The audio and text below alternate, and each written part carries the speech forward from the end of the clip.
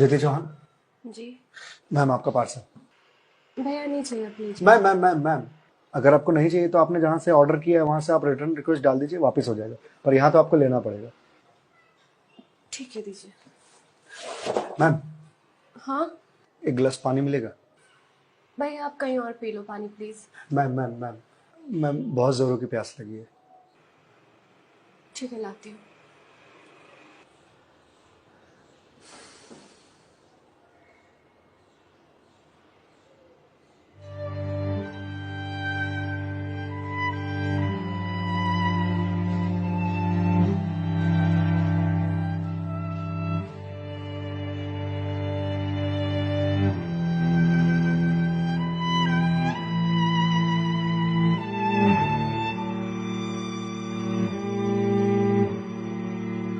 लीजिए लीजिए भैया, देख क्या रहे हैं?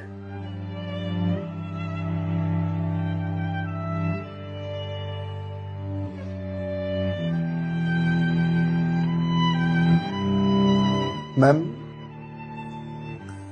आपको कोई दिक्कत है? मतलब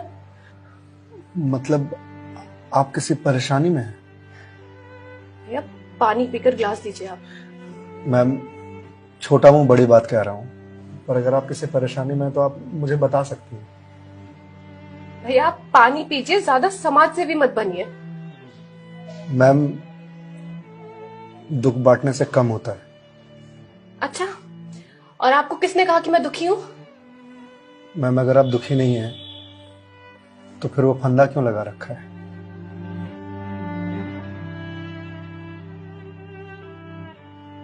मैम मैंने सुना है खुशियां बांटने से बढ़ती हैं और दुख बांटने से कम होता है। मैम बड़े से बड़ा दुख कम हो जाता है अगर आपके पास कोई सुनने वाला हो। Ma'am ma'am ma'am ma'am please ma'am रोइए मत मैम।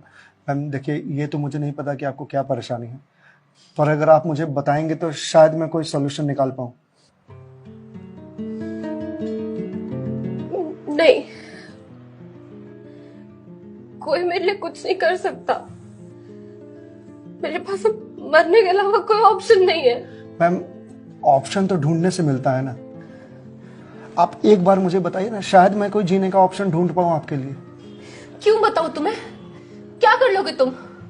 मैंने बोला ना, मेरी हेल्प कोई नहीं कर सकता है। मैम आप अगर मुझे नहीं बताएंगे तो मैं वैसे भी कुछ नहीं कर पाऊंगा, पर अगर आप मुझे बताएंगे तो शायद मैं कोई हल निकाल पाऊं। और अगर कोई हल नहीं निकला तो आप तो वैसे भी सुसाइड करने जा रहे थे, तो जाने से पहले अपना दुख मुझे बताते जाइए प्लीज।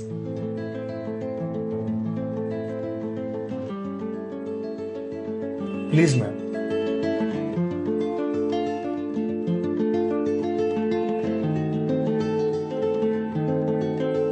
मैं ईएमआईज़ के चक्कर में फंस चुकी हूँ। मतलब ma'am?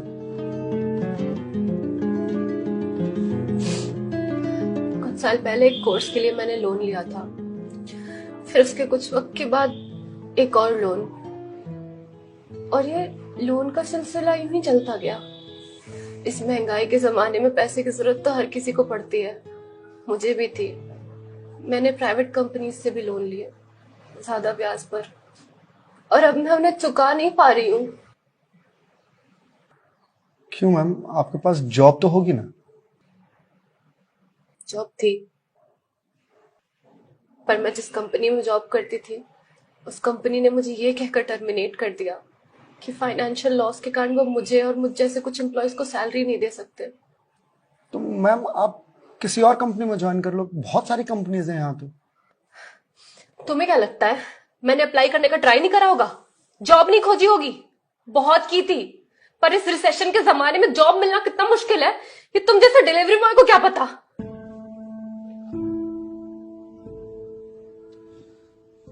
I am sorry ma'am, शायद आप सही कह रही हैं, मुझे इस बारे में कोई जानकारी नहीं।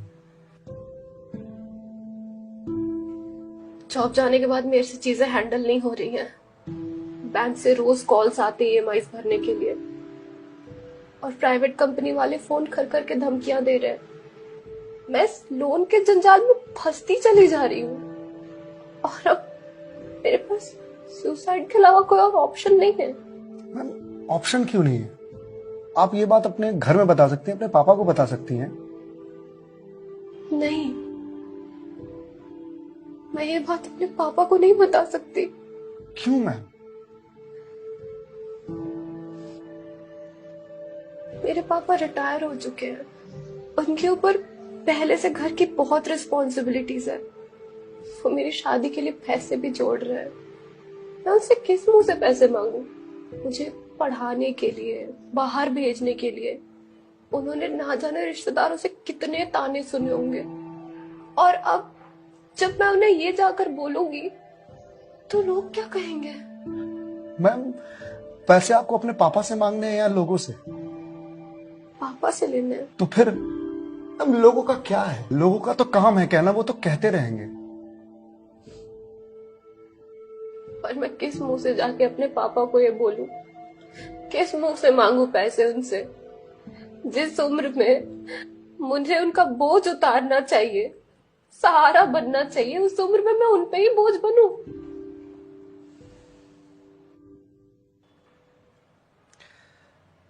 मैम एक बात बताएंगे आप, बचपन में आपके सबसे फेवरेट चीज क्या थी? बचपन में मुझे साइकिल का बहुत शौक था। तो मैम आपको साइकिल किस एज में मिली थी? यही कोई 8 साल की होंगी मैं। तो साइकिल तुरंत मिल गई थी आपको? नहीं, पापा तो मान ही नहीं रहे थे। बोल रहे थे गिर जाएगी, चोट लगा लेगी। तो फिर कैसे साइकिल मिली? बहुत जिद की थी मैंने, बहुत। खाना पीना सब छोड़ दिया था। तो मैम साइकिल के लिए जो जिद किया आपने, तो शर्म आई होगी आपको? तो मुझे मुझे क्यों शर्म आएगी? पापा है वो मेरे, उनसे जिद नहीं करूंगी तो किससे जिद करूंगी? तो मैम जब बचपन में साइकिल के लिए जिद करने में शर्म नहीं आई, तो अब क्यों आ रही है? मैम अभी आपने कहा कि आपके पापा आपकी शादी के लिए पैसे जोड़ रहे हैं, और आप तो यहाँ सुसाइड कर रही हो। तो वो उन पैसों का क्या करेंगे? या उन्हें यह जानकर बहुत खुशी होगी कि उनकी बेटी ने शादी का बोझ हल्का कर दिया उनके सिर पर से। मैम आपको मालूम है, हमारे जनरेशन की दिक्कत यही है कि हम अपने आप को इतना बड़ा समझ लेते हैं कि हम अपने पेरेंट्स से ही अपनी बात छुपाने लगते हैं। कभी ये कहकर कि पापा मम्मी नहीं समझेंगे, या कभी ये कहकर कि मैं उन्हें परेशान नहीं करना चाहती, या कभी ये कहकर कि हम दोनों की सोच नहीं मिलती है। एक बार आप अपनी दिक्कत अगर अपने पेरेंट्स से शेयर कीजिएगा ना, तो आपको जीवन में फिर कभी सुसाइड करने की जरूरत नहीं पड़ेगी, या मेरे जैसे किसी अनजान से अपनी बात शेयर करने की जरूरत नहीं पड़ेगी। प्लीज मैम एक बार शेयर करके देखिए। उनसे बेहतर दोस्त इस दुनिया में कोई नहीं हो सकता। प्लीज मैम एक बार ट्राई कीजिए।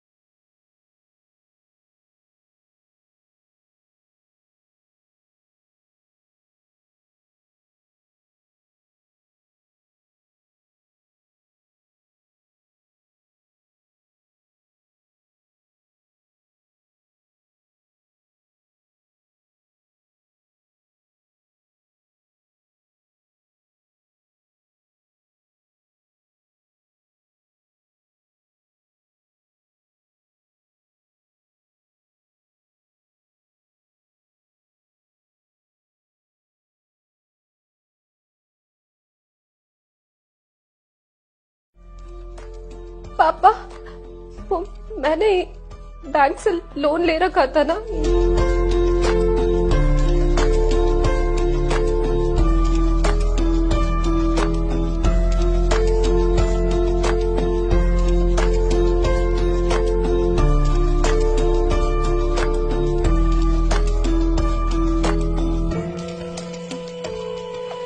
देख बेटा, जो हो गया सो हो गया, तू चिंता मत कर। मैं हूं ना, अभी तेरा बाप जिंदा है, मैं काम करता हूँ, मैं कल ही तेरे पास आता हूँ, तू बिल्कुल भी चिंता मत कर। हाँ पापा, आप प्लीज आ जाइए। देखा मैं, आपके पापा आपके एक फोन पर यहाँ आने को तैयार हो गए और आप इतने दिनों से अकेले सफर कर रहे थे। मैम, मम्मी पापा से बढ़िया दोस्त कोई हो ही नहीं सकता। आप एक बार उन्हें दोस्त बना करके तो देखिए। आप सही कह रहे हैं भैया, मम्मी पापा से अच्छा दोस्त कोई नहीं हो सकता है। Thank you. It's okay ma'am, ये लीजिए क्लास। वंस अगेन भैया, thank you so much. It's okay ma'am, bye.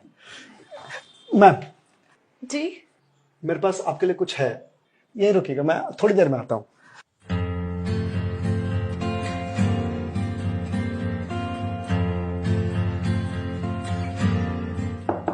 Ma'am. जी भैया।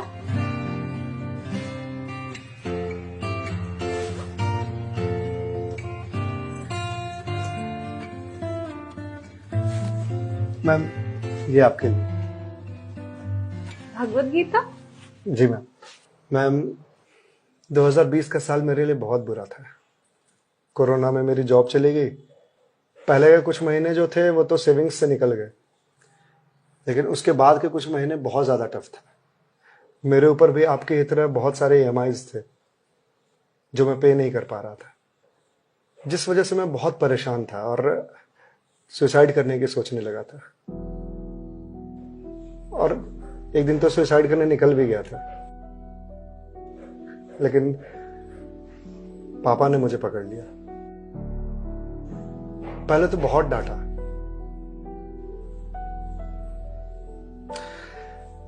फिर उसके बाद सीने से लगा करके कहा कि तू चिंता क्यों करता है, मैं हूं ना।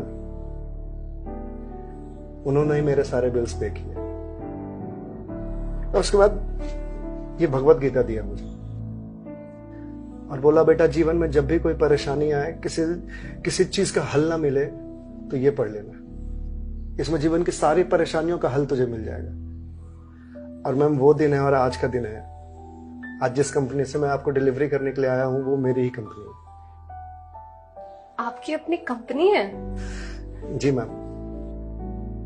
कोरोना के बाद मैंने अपना स्टार्टअप शुरू कर दिया था जॉब जाने के बाद, क्योंकि जॉब मिल ही नहीं रही थी। तो अगर आपकी कंपनी है तो फिर ये डिलीवरीज आप क्यों कर रहे हैं? मैम, मुझे अच्छा लगता है अपना काम खुद करना, और शुरुआत तो मैंने अकेले से ही किया था ना। आज भी जब मन करता है तो निकल जाता हूँ डिलीवरी करने के लिए। और देखिए, आज तो निकलना मेरा सफल रहा, आपसे मुलाकात हो गई। और जो सीख मुझे भगवत गीता से मिली वो मुझे आपको देने का मौका मिला। मैम, वैसे तो बहुत सारी बातें हैं इसमें सीखने की, पर जो सबसे अच्छी बात मुझे लगती है वो ये कि जो समय है ना, ये कभी एक सा नहीं रहता। आज बुरा समय है तो कल अच्छा समय जरूर आएगा। आज अंधकार है तो कल सवेरा जरूर आएगा। इसलिए कभी भी अच्छे समय में इतराना नहीं चाहिए और बुरे समय में विचलित नहीं होना चाहिए। समय है, कट जाएगा। मैम, इस एक थॉट ने मेरी पूरी जिंदगी बदल दी। मैम, तो अब आप पढ़िए इसको, देखिए शायद आपको कुछ और मिल जाए। पर मैम, जो भी मिले उसे लोगों से शेयर जरूर कीजिएगा, क्योंकि कहते हैं ना, ज्ञान बांटने से बढ़ता है। Thank you ma'am.